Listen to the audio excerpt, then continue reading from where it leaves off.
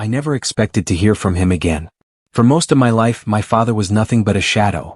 Someone people whispered about, someone I heard stories about but never really knew. He left when I was barely old enough to remember his face. All I had were fragments. A deep voice echoing in the house, a hand holding mine in a parking lot, the faint smell of cigarettes and cologne on an old coat folded in a closet. Then one day he was just gone. No explanation. No goodbye. My mother cried for weeks, and I learned early how silence can carry weight heavier than words. People would ask me sometimes, "Do you ever miss him?" And I didn't know how to answer. How do you miss someone who only existed as a memory? But even then, some part of me held on to this idea that maybe, just maybe, there was a reason. Something complicated. Something painful. Maybe someday I would understand. That someday came much later than I expected. I was 27 when he reappeared in my life. By then, I had worked my way through college on scholarships and part-time jobs, hustling through nights and weekends, building something from nothing because I never wanted to feel abandoned again, especially by life. I had finally reached a point where I was stable, where I could breathe. I had a small apartment, a job I loved, and the peace of knowing that everything I had, I earned. Then one afternoon I received a phone call that changed everything. The voice on the other end was older, rougher, and slower than the one buried in my childhood memories, but I knew it instantly. It was my father. He didn't start with an apology. He didn't ask if I was okay, if I had been safe, if life had been kind to me. He just said my name like he still had the right to say it. And for a second I froze, not because I was happy or hurt, but because I didn't know what I was supposed to feel. He asked to meet. He sounded urgent, almost desperate. I told myself I didn't care, that I didn't owe him anything. But curiosity is powerful. Even wounds want answers. When we met, I didn't recognize him at first. The man who approached me looked tired, like life had chewed him up and spit him out. His clothes were wrinkled, his hair was thinner, and the confident aura I remembered from faded childhood moments was gone. But his eyes, those were the same. And the moment our eyes met, something inside me shifted. Not forgiveness, just recognition. We sat across from each other in a small coffee shop. It felt surreal. People around us were chatting about weekend plans and office gossip, unaware that I was sitting across from the ghost of my childhood. For a while he talked about nothing, weather, traffic, how fast the world was changing. Like we were strangers catching up. But eventually the conversation took the turn I didn't expect. He leaned in, lowered his voice, and told me he needed help. He said he had gotten involved in something he couldn't get out of. At first, I thought he meant an illness or debt from something reasonable, something human. But then he admitted the truth. It was gambling. He told me he owed money to people who weren't patient. People who wouldn't ask twice. People who didn't care about explanations. He said the amount he owed was $167,000, and he needed me to help him pay it off. Not borrow. Not loan. But give. I stared at him, unable to speak. My father, who hadn't paid for one school notebook, who hadn't been there to see me graduate, who didn't know my favorite food or my closest friends, was now asking me to save him from the consequences of the life he chose without me. When I didn't answer right away, he began talking faster. He told me that I was the only one he could turn to, that I should help him because we were family, that it was my responsibility as his child. He said I owed him my life. Those words, "You owe me," hit me harder than anything else he could have said. For years I had dreamed of hearing why he left. I imagined some tragic story, something that made sense. But now, sitting across from him, I realized he hadn't come back for me. He came back for the money. And in that moment, every bit of hope I had held inside me cracked. But the story didn't end there. Because as much as I wanted to walk away, something stopped me. It wasn't love. It wasn't guilt. It was the look in his eyes. A look I couldn't ignore. A look that hid something deeper than desperation, fear. It made me wonder what kind of trouble he was actually in. What kind of people were involved. And why, after all these years, he believed I was the only one who could save him. And then he told me something that changed everything. Something about why he disappeared in the first place. Something that made me question everything I thought I knew about my childhood, my family, and even myself. But that is where things get complicated. Because the truth he revealed that day didn't just explain the past. It pulled me into a future I never expected. And it forced me to make a decision no one should ever have to make. Do you help the person who abandoned you? Or do you save yourself from becoming the same as them? The moment I thought I knew the answer, something happened that turned everything upside down. And that is where the real story begins. I didn't say anything right away. I couldn't.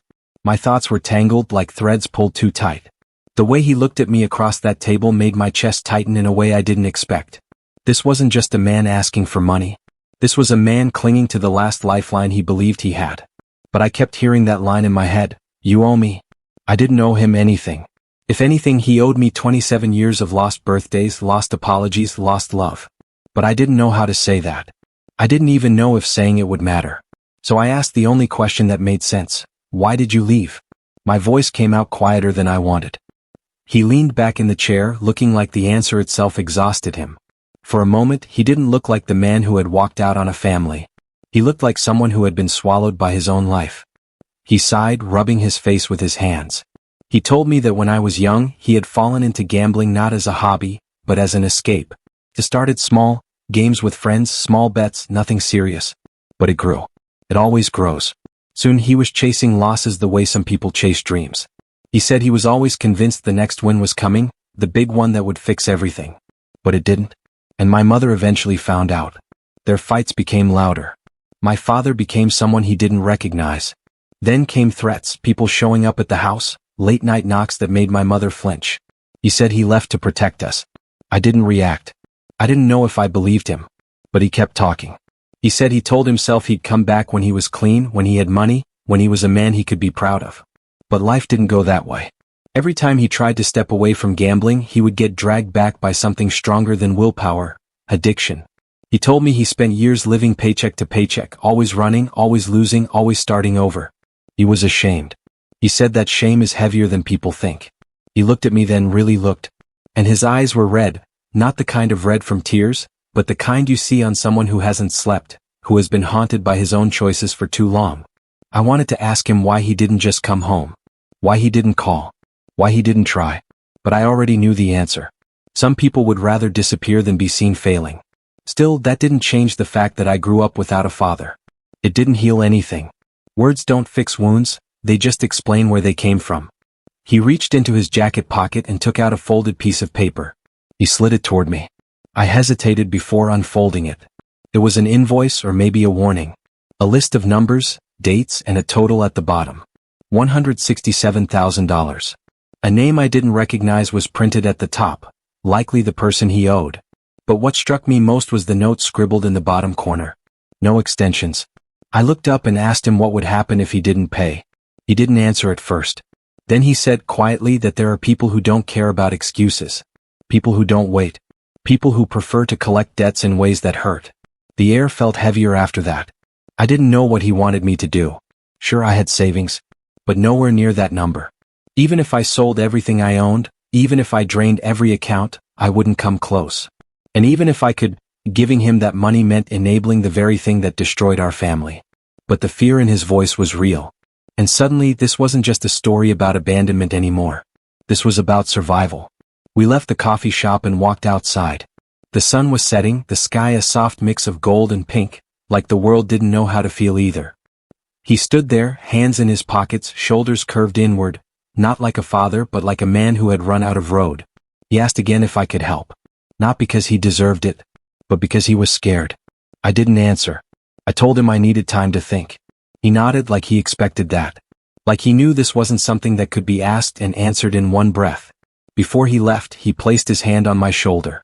It was the first time in decades I had felt his touch. It didn't feel like comfort. It felt like weight. When I got home, the silence felt louder than usual. I sat on the couch, staring at the paper he had given me. I couldn't escape the thought that no matter what I chose, someone would get hurt. If I helped him, I risked being dragged into the life that ruined him. If I didn't, I might be leaving him to a fate I couldn't ignore. I thought about my mother. About how strong she had been. How she had worked 2 jobs to keep us afloat. How she hid tears behind closed doors. How she never once spoke badly about him. Not even when she had every reason to. She always said that bitterness is another kind of prison. I wondered what she would want me to do. But then another thought crossed my mind, something I wasn't ready to say out loud. What if the danger didn't end with him? If people were after him and they knew about me now, what did that mean? That night I barely slept. Every shadow felt unfamiliar. Every sound made me flinch. I kept replaying his words, his face, the fear. And somewhere beneath all of that was curiosity. What really happened all those years ago? What else was he hiding? Because gamblers lie but fear doesn't. The next day I decided to find out more. Not from him. From someone who had been there at the beginning, my mother. When I called her, my voice was careful. I didn't want to worry her. But the moment I mentioned his name, she went quiet. Completely quiet. Not like she was shocked. More like she had been waiting for this moment. She didn't ask how he was. She didn't ask what he wanted. She just asked one thing. How much did he ask for? I froze. She knew. She had always known that one day he might return. Not to apologize, not to reconnect, but to take. And then she said something that chilled me deeper than anything my father had said. He didn't just leave because of the gambling. He left because of what he did to try to fix it. My pulse quickened. I asked her what she meant, but she hesitated, like she was holding back something that had been locked away for years. Finally, in a voice that sounded smaller than I had ever heard from her, she said, "There are things you don't know about your childhood. Things I wish I never had to tell you. But if he's back now, then you need to hear the truth before it's too late." And in that moment I realized, this story didn't begin when he asked me for the money. It began long before I even understood the world I was born into. And the truth waiting on the other side of her silence was about to change everything. I held the phone to my ear, waiting for my mother to continue. But she didn't. It was like she was gathering pieces of a story she had tried to bury for years, and now she was being forced to bring them back to the surface. I could hear her breathing, slow, controlled, but tense. I didn't rush her. I just listened because whatever she was about to say was something she had never intended to share with me. Finally she spoke. She said the gambling had started before I was born. It wasn't something that came later. It was something my father carried into their marriage. She described him as charming back then, funny, alive, full of ideas and dreams. The kind of person that made you feel like your life was about to begin just because he walked into the room. She said that's why she fell in love with him. Not because he was perfect, but because he made everything feel like it could be more. But there was always another world he kept behind his back. A world of casinos, back rooms, whispers, lost nights. She told me she didn't understand how deep he was in until I was already a baby. By then he owed people money. Not the kind of people who sent polite reminders. The kind who didn't like being disappointed. I heard her voice shake when she said they came to the house once. She didn't describe what happened, only that it was enough to make her fear for me. Fear for what might happen if things didn't change. She begged him to get help. To choose his family. To choose us. But addiction doesn't work like that. It chooses for you. She paused again, and I knew the next part was the one she had been avoiding most. She said that one night, when things were getting really bad, my father made a mistake. A desperate mistake. He tried to fix his debt in a way that brought even more danger to the house. She didn't tell me exactly what he did, not yet, but she said that after that night she knew he had to go. Staying would have meant putting me in harm's way. So she told him to leave. And he left without a fight. That was the part that hurt her most, that he didn't fight to stay. Her voice cracked then, and I realized she had been holding that pain for decades. I didn't know what to say. I felt like I was walking on unstable ground, every step revealing a truth I hadn't been prepared to hear. I wanted to ask 100 questions, but I could tell she wasn't ready to give me all the answers yet. Not over the phone. Not all at once. She told me to come over. She said there were things she needed to show me, things she had kept locked away for years. Letters. Documents. Evidence of what really happened. We agreed I would come the next day. But as soon as I hung up the phone, a thought hit me hard. My father had asked me for help now. Whatever danger he was in, it wasn't waiting for tomorrow. I tried calling him, but it went straight to voicemail. I tried again. Same thing. A sudden unease crept through me. It wasn't loud. It was quiet, like a warning you hear in your bones before your mind understands it. I didn't sleep again that night. I kept the lights on, sitting in the living room, replaying every word from that conversation. Every detail from my childhood suddenly started to feel different. The memories I had thought were ordinary now had shadows in them. The nights my mother double-checked locks.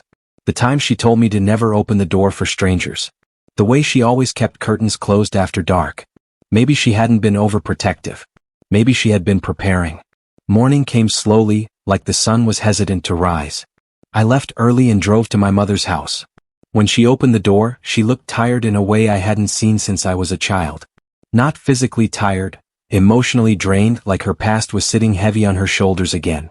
We sat at the kitchen table, the same one where I used to eat cereal and do homework. She placed a small metal box in front of us. It was old, scratched, paint chipped on the corners. I had seen it before, but she had always kept it locked. I used to think it held old photographs or letters from her family. I never guessed it held the truth. When she opened the box, I saw envelopes with my father's handwriting, newspaper clippings, receipts, a few old photographs where he was smiling, like life hadn't broken him yet. But there was one picture that made me shiver a little. It was a picture of him holding me when I was a baby. He looked happy, but there was something tired behind his eyes, like he was already running even back then. My mother showed me a letter he had written to her, years after he left. He had tried to explain. He said he had gotten involved with people who didn't let go, that leaving us was the only way to keep us safe. He said he thought staying away was the one good thing he was doing for us. But addiction doesn't leave room for noble acts. Even after he left, he kept gambling, kept sinking deeper, kept losing pieces of himself along the way. As I read the letter, I felt this complicated heaviness settle inside me. It wasn't forgiveness. It wasn't anger anymore either. It was grief, for what we lost, for who he could have been, and for who he was now. Then my mother said something that made me sit up straighter. Those people. The ones from the past? She believed they never stopped watching him. Not really. She said addiction doesn't just destroy the person. It leaves wreckage that follows everyone they touched. And now, by meeting him, by speaking to him, by being seen with him, I might have become part of that wreckage too. My heart sank. I asked her if she thought I was in danger. She didn't say yes. She didn't say no. She just looked at me with the kind of fear only a parent feels. And that silence was worse than an answer. I left her house with the box in my arms and more questions than I had walked in with. I needed to talk to him. I needed to understand the truth from his side too. I drove to the address he had written on the napkin at the cafe, hoping I would find him there. But when I arrived, the door was already open. The apartment was empty. Not just empty, abandoned in a hurry. A chair knocked over. Drawers left half open. A glass broken on the kitchen floor. It felt like someone had been there. Recently. Maybe him. Maybe not. Something cold washed over me, and for the first time, the fear I had been trying to ignore finally settled in. This wasn't just about money anymore. Someone, was closing in. And I was already in the middle of it. The apartment felt like it was holding its breath. I stood in the doorway, not sure if I should step in or turn around and walk away. But leaving wasn't an option now. I needed answers. I needed to understand why everything had suddenly unfolded so fast. I carefully stepped inside, avoiding the broken glass on the floor. It didn't look like a robbery. It looked like someone left in a rush, or was forced to. The air felt heavy, like the room remembered what had happened. There were still signs of him everywhere. A worn jacket over the chair. A half-finished cup of coffee on the counter. A picture frame facing down on the table. I picked it up slowly. It was a photo of me. Younger. Smiling. One I didn't even remember being taken. My chest tightened. He had carried me with him all these years, even if he couldn't carry himself. I whispered his name even though I knew he wasn't there. It was strange, the things we say when we're alone. I think I just needed to remind myself that he was real. That our history was real. That everything that was happening wasn't just in my head. But then I noticed something else. A piece of paper taped to the inside of the kitchen cabinet door. I almost missed it. It was small. Handwritten. My name. Just my name. I peeled it off carefully, my fingers trembling. It was a note. Short. Rush. The handwriting uneven. If you found this, it means they came. Do not look for me. Do not trust anyone who says they're a friend. Keep your mother safe. Please. I'm sorry. That was it. Just those words. My breath caught, and suddenly everything in the room felt too close, like the walls were closing in. If he left that note, then whoever had come here wasn't just threatening him. They knew there were people connected to him. That meant me. That meant my mother. The fear I had been trying to ignore now rose sharply in my chest. I rushed out of the apartment and drove straight to my mother's house. I didn't say anything on the way. I just drove. Every stop sign felt like a delay I couldn't afford. When she opened the door, the look on my face must have told her everything. She didn't ask questions. She just stepped aside and let me in. I told her what I saw. The empty apartment. The note. The warning. And as I spoke, her face changed, not with panic, but with a calmness that almost scared me more. Like she had already prepared for this. Like she had known it might come back one day. She told me she had something she hadn't shown me earlier. Something she had hoped I would never need to see. She went to her bedroom and came back with a sealed envelope. Yellowed at the edges. My father's handwriting on the front. My mother said he had given it to her the night he left. He told her only to give it to me if he ever reached out again. She had held on to it all these years. She handed it to me slowly, like it was something fragile, something that could break the moment I touched it. My fingers shook as I opened it. Inside was a letter, but where the ones in the metal box were full of regret and guilt, this one was different. He wrote about people he got tangled with, business deals that weren't really business, promises he couldn't keep and debts he couldn't outrun. He said he didn't leave because he was ashamed to stay. He left because someone told him to leave. Someone who didn't want him to have a family. Someone who said if he didn't walk away, it wouldn't just be him who paid. And now, all these years later, that same someone wanted the debt repaid. Everything clicked at once. The urgency. The fear. The $167,000. This wasn't just about gambling anymore. This was about a threat that had never ended. A circle that hadn't closed. My mother's voice broke the silence. She said that we needed to be careful now. That things from the past don't stay in the past just because we want them to. She told me to stay with her for the night. To keep the lights on. To not answer the door for anyone. But I couldn't stop thinking about him. Where he was. What he was facing. Whether he was safe. Whether helping him was the worst thing I could do, or the only thing I could do. That night, I sat awake in the living room again. It was like the silence was louder than sound. I kept thinking about the moment he held my shoulder outside the cafe. The way his hand trembled. The way his voice sounded when he said, "You're the only one I have." I didn't know if that was true, but it felt true. And then, somewhere around 3 in the morning, my phone buzzed. A message from an unknown number. No words. Just a location pin. Sent once. No follow-up. No name. Just coordinates. The kind of message someone sends when they don't have time for explanations. Or when they aren't allowed to speak. My heart pounded so hard it felt like it echoed in my chest. I stared at the screen, knowing that whatever choice I made next would change everything. If I ignored it, I might never see him again. If I went, I didn't know what I was walking into. But I knew one thing. This was the moment. The moment where the story wasn't about the past anymore. It was about what happened next. I grabbed my keys. Told myself I was only going to look. Only going to understand. Only going to see. But deep down I already knew. Once I stepped out that door, there was no going back. The night air felt colder than it should have as I stood outside my mother's house, the location pin glowing on my phone screen. I kept staring at it, thinking maybe it would change, maybe a second message would come, maybe something would explain what I was supposed to do next. But nothing came. Just that quiet signal waiting for me to decide. I looked back at the house, lights on inside, my mother moving around the kitchen trying to pretend everything was normal. I knew if I told her I was leaving, she would tell me not to go. She would try to stop me. And I couldn't handle the fear in her eyes again, not tonight. So I slipped into my car without a word. The GPS said the location was 28 minutes away. Not downtown. Not anywhere public. Somewhere on the outskirts of the city, near old warehouses and a stretch of road that never had streetlights installed. I had driven past that area before, always noticing how the darkness there felt different, thicker, heavier. Like the world just forgot about that part of town. As I drove, the roads got quieter. Fewer cars. Fewer houses.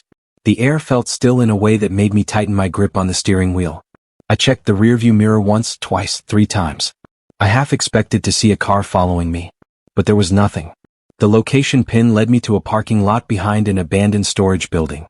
The building itself looked worn out, windows covered with boards, graffiti faded from rain and time. The kind of place people pass without looking twice. I parked the car and turned off the engine, but I didn't get out right away. I just listened. The silence was so complete it made my ears ring. I told myself I should call someone, my mother, the police, anyone. But what would I say? I'm at a location someone texted me, and I think my father may be in trouble? That didn't even sound real to me and I was living it. Finally I stepped out of the car. The gravel crunched under my shoes, too loud, too sharp. Every sound echoed. I walked toward the building slowly, scanning the shadows. The moonlight caught the edge of a door slightly open, not enough to look like an invitation, but enough to suggest someone had gone inside. I took a breath and pushed it open. The inside smelled like dust and old wood. The kind of smell that clings to forgotten places. There were shelves and crates scattered around, but it was mostly empty. My footsteps echoed, and I tried to walk carefully, even though I didn't know what I was looking for. Then I heard it. A voice. Not loud. Not clear. But faint. My name, spoken like someone was trying not to shout. I followed the sound, weaving between stacked boxes. My heart was pounding so hard I could feel it in my throat. The closer I got, the more the air felt tense, like the room itself was waiting for something. And then I saw him. My father. Sitting on the ground, leaning against a support beam. He looked exhausted, pale, like he hadn't slept in days. His breath was uneven. His eyes found mine in an instant, and even though his face was drawn and tired, the recognition in his expression was sharp. Real. He tried to stand, but his legs didn't support him. I rushed forward, catching him before he fell. His body felt lighter than I remembered, like he had been living on adrenaline and fear instead of food. He whispered, "You shouldn't have come." His voice was strained, like speaking hurt. I wanted to ask 100 questions, but all that came out was, "What happened?" He shook his head, like explaining wasn't possible. Like the story was too heavy to fit into words. But he tried anyway. He said the debt wasn't just money anymore. It was leverage. Control. He said the people involved had been there from the beginning, before he left, after he left, always watching. He had tried to outrun them, convinced he could fix everything himself. But running only bought time, and time had run out. He said he sent me the location because he didn't want me to be approached by them first. He didn't want them to twist the story, twist me. He wanted me to hear the truth from him. But he didn't look sure there was time for that now. I asked him who they were. He didn't say the name. He wouldn't. He just said they were close. Closer than I realized. My stomach dropped. I suddenly felt exposed. Like we were being watched. Like stepping into the building had already been the mistake. I helped him to his feet and he leaned heavily against me. His breath was uneven, like getting air was a fight.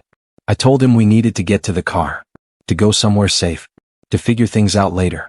He nodded, but he didn't say anything. We made it to the doorway before he stopped. His hand tightened around my arm, not hard but firm. A warning. He looked past me, not at me. His voice was barely above a whisper when he said, "They're already here." I froze. I didn't hear footsteps. I didn't hear voices.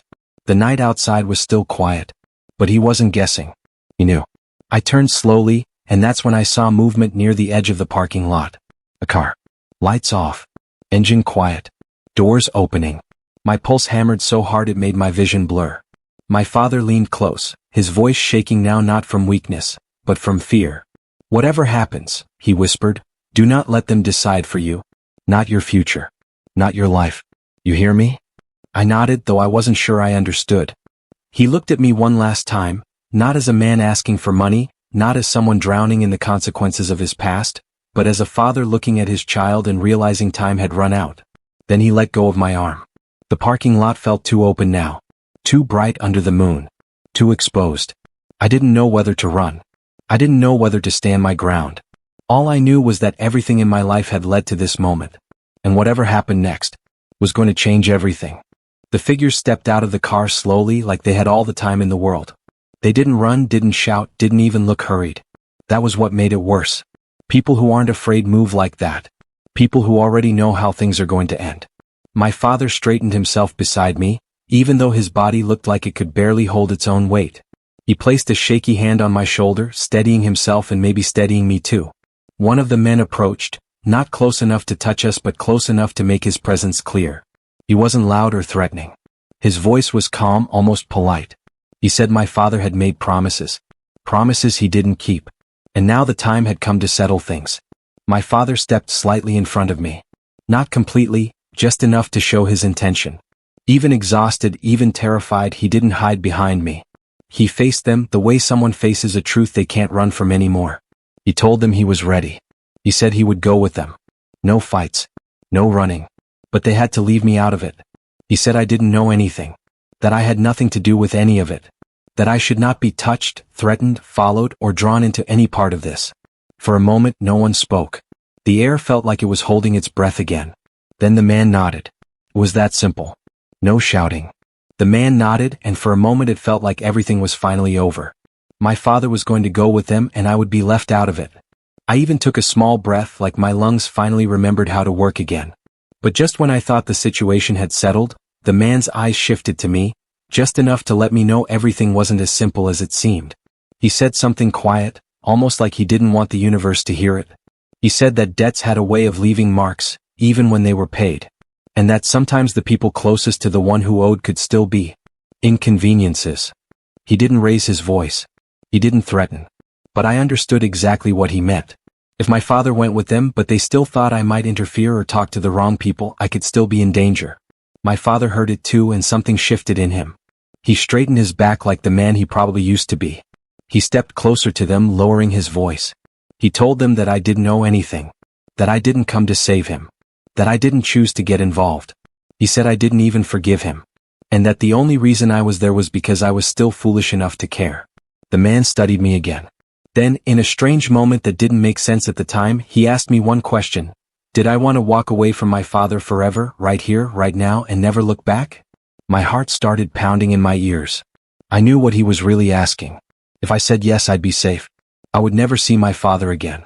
Everything, his mistakes, his absence, his sudden return, would end right there. But if I didn't answer, or if I refused, I didn't know what would happen. My father didn't look at me. He didn't try to convince me. He didn't beg. He just waited. For the first time, maybe in his entire life, he let me choose something for myself. I took a slow breath. My voice shook, but I said yes. I said I was done. The man nodded again. And just like that, they walked him to the car. He didn't turn around. He didn't wave. He didn't apologize. He didn't try to say anything comforting. He just went. I stood outside the house long after the car disappeared. The quiet felt heavy, like the whole world was holding something I didn't understand yet. I stayed outside until the sky turned into night, then into morning. I barely felt the cold. For weeks after, nothing happened. No calls. No messages. No strange cars outside. Life slowly fell back into routine. I went to work. I paid bills. I tried not to think. Sometimes I'd almost convince myself it was over. But then the twist came. One afternoon, a letter arrived. No return address.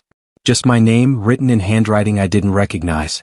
I opened it, expecting maybe a final goodbye or some explanation or some attempt at closure. But inside was something completely different. It was a bank receipt. A wire transfer. To my name. For exactly $167,000. The same amount he had asked me for. But instead of him taking from me, he had paid me back. At the bottom of the receipt, in small handwriting that looked shaky and uneven, were 5 simple words. You were never the debt. I sat at my kitchen table staring at that sentence for long minutes. I didn't cry. I didn't smile. My chest felt too full and too empty at the same time. I didn't know where he was. I didn't know what had happened to him. I didn't know if I would ever see him again. But for the first time in my life, I understood something. He didn't come back for money. He came back because he didn't want to leave the world owing me more than what he already had. He came back because even broken fathers sometimes try one last time. And maybe, just maybe, that was his way of loving me. Not perfectly. Not completely. But honestly. I folded the receipt back into the envelope and placed it in a drawer. I didn't touch the money for a long time. I just let it sit there like a story that wasn't finished yet. Because maybe one day he'd come back again. But if he didn't, I finally knew how to live without waiting.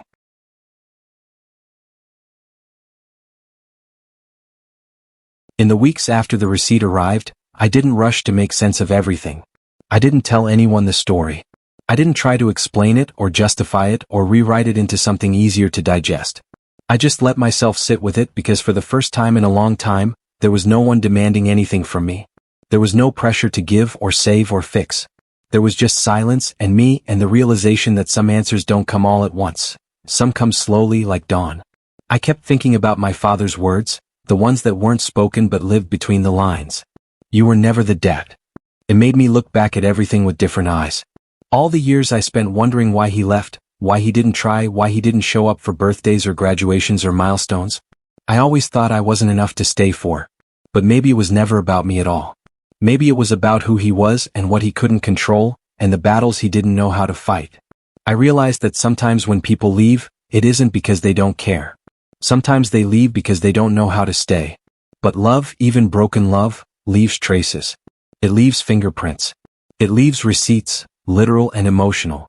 I didn't spend the money, not at first. I left it untouched while I tried to understand what it meant. Was it closure? Was it guilt? Was it love? I didn't know. I wasn't sure I ever would. But I did know that holding on to bitterness wasn't helping me anymore. Carrying anger had exhausted me. And forgiveness, I learned, wasn't for him. Was for me. One evening, I sat at the same kitchen table with the envelope in front of me. The sun was setting, throwing orange light across the room. I ran my fingers along the edge of the paper and, for the first time, I realized I was ready to move forward. Not to erase the past, but to stop being trapped by it. So I opened my laptop and started searching for nonprofits and support groups that help people struggling with gambling addiction and debt cycles. The kind of organizations that catch people before they fall as far as my father did. I didn't do it to save him, because I finally understood I couldn't. I did it because I didn't want someone else to be the child in my position someday. Someone waiting, confused, hurt, and trying to understand why love wasn't simple.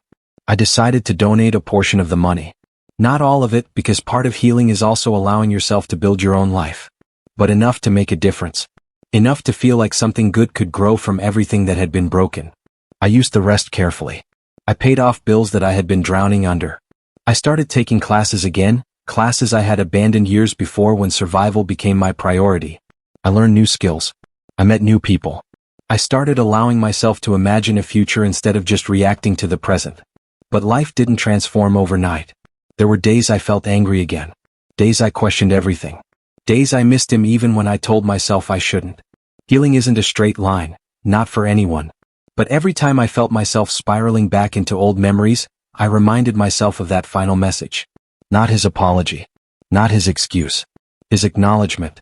I think sometimes that's what we're really searching for. Not perfection, not a perfect family, not a fairy tale resolution. Just acknowledgement. The recognition that we mattered. Months passed. Then a year. And life slowly settled into something steady. Something quiet. Something mine. But there was one moment that stands out more than anything else. One evening, I was walking home from work just as the sky turned blue-gray before it sank into night. I passed a bus stop where a man sat hunched over, head down, exhausted in a way that felt too familiar. Something in my chest tightened, but I didn't stop. I kept walking. Then, just as I crossed the street, I heard someone call my name. Not loudly. Not desperately. Just softly. Like someone remembering. I turned, and for a second time didn't move. It wasn't my father. It was someone who knew him.